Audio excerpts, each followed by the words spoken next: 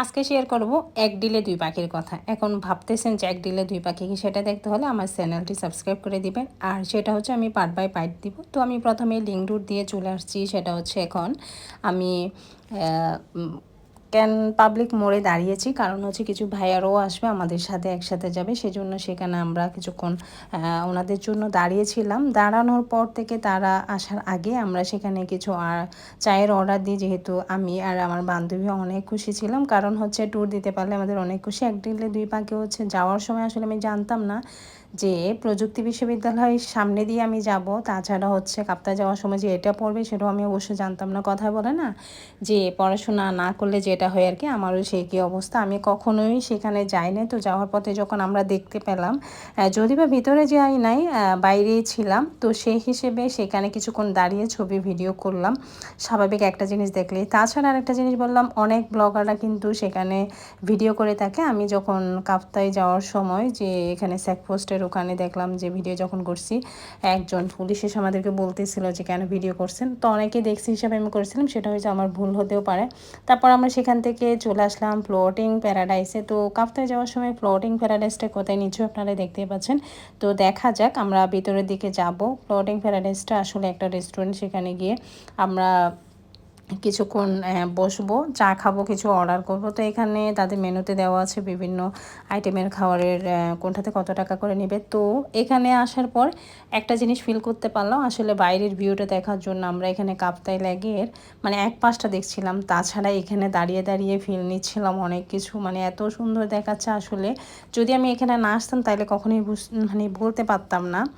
তো এখানে আসার পর হ্যাঁ, মানে যেমনটা মনে হচ্ছে আর কি, যারা এখানে আছেন তারাই বুঝতে পারবেন তারা কতটা মানে হ্যাপিতে আছেন। তো এখানে গিটারটা আসলে খুব পুরাতন পুরাতন মনে হচ্ছিল। আমি ভিউটা দেখে মানে খুব খুশিতে ছিলাম। তারপর আমরা সেখানে চায়ের আড্ডায় মেতে উঠলাম। চায়া খেতে খেতে আমি সেখানকার ফিল নিচ্ছিলাম। তো আপনারা এখানে এসে কারা কারা সেরকম একটা ফিল নিয়েছিলেন তারা আমাকে কিন্তু কমেন্ট বক্সে কমেন্ট করে জানাতে ভুলবেন না। তাছাড়া এখানে চা খেতে খেতে একটা জিনিস ফিল করলাম, সেটা হচ্ছে প্যানোরামা জুম। প্যানোরামা জুমে কীভাবে যাওয়া হয় সেটা আসলে আমি জানি না। তাছাড়া আমরা সেখান থেকে চাটা খেয়ে তারপর আমরা সেখান থেকে রওনা দিই। যাওয়ার পথে আমরা কাছাকাছি চলে এসেছি। এখানে একটা ব্রিজ দেখতে পেলাম। ব্রিজের পরে যে রাস্তাটা দেখতে পাবো, মানে এরকম রাস্তার ভিডিও যদি দেখাতে চাই তাহলে আমার বিশাল একটা ভিডিও হয়ে যাবে, সে কারণে আমি পুরোটা দেখাতে পারছি না। আর কাপ্তাই যারা আসছেন তারা নিশ্চয়ই বুঝতে পারছেন, এখানে লেখা আছে আই লাভ ফরেস্ট। তো এখানেও আমরা দাঁড়িয়ে ছবি ভিডিও করছিলাম। তো যারা কাপ্তাই রাস্তা সম্পর্কে এবং রাস্তায় কখনো যায় নাই তারা কখনোই বুঝতে পারবে না। আমি এখানে রাস্তা দেখে আসলে একটু একটু মডেল হওয়ার চেষ্টা করছিলাম। তাছাড়া সেখান থেকে আমরা আবার রওনা দিলাম। রওনা দেওয়ার পরে কাপ্তাই চলে এসেছি। কাপ্তাই চলে আসার পর একটা সাইনবোর্ড দেখতে পেলাম কাপ্তাইয়ের 000 কিলোমিটারে। সেখানেও আমরা দাঁড়িয়ে পড়লাম। লেক প্যারাডাইসের পিকনিক স্পট পার হচ্ছিলাম। গাছটা যে ভাই এত সুন্দর দেখাচ্ছিল, মানে কথায় বললে বলা যায় যে সেটা হচ্ছে একটা মনোরম পরিবেশ বললেই চলে। তাছাড়া আমরা আই লাভ কাপ্তাই চলে এসেছি।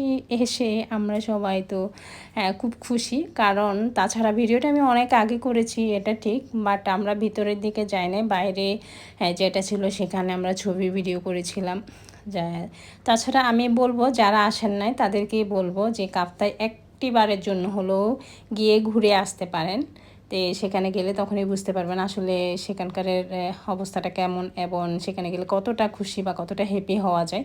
তাছাড়া সেখান থেকে আমরা এখন জেটি ঘাটের ওখানে চলে এসেছি। যারা আসছেন তারা হয়তো বলতে পারেন জেটি ঘাটে এসে আমাদের খুব খিদে পেয়েছে, তাই আমরা একটা রেস্টুরেন্টে যাচ্ছিলাম।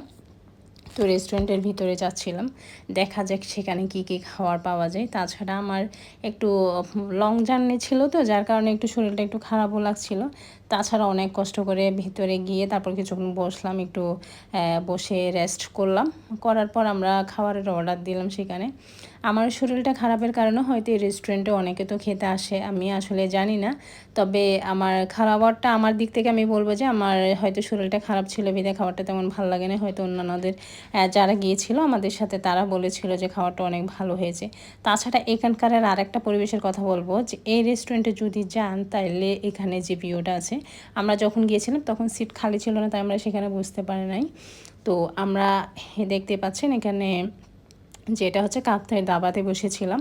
এখানে বসে আর একটা ফিল নেওয়া যায় কাপ্তাই। এখানে ছোট ছোট ডিঙ্গি নৌকাগুলো রয়েছে এবং জেটিঘাট যারা আসছেন বা আসেন নাই তারাই বুঝতে পারবেন এখানে অনেক কিছু দেখা যাচ্ছে। তো আপনারা চাইলে ঘুরে একটু জেটিঘাটের ওদিক দিয়েও যেতে পারেন, ডিঙ্গি নৌকা করে হয়তো একটু ঘুরতেও পারেন।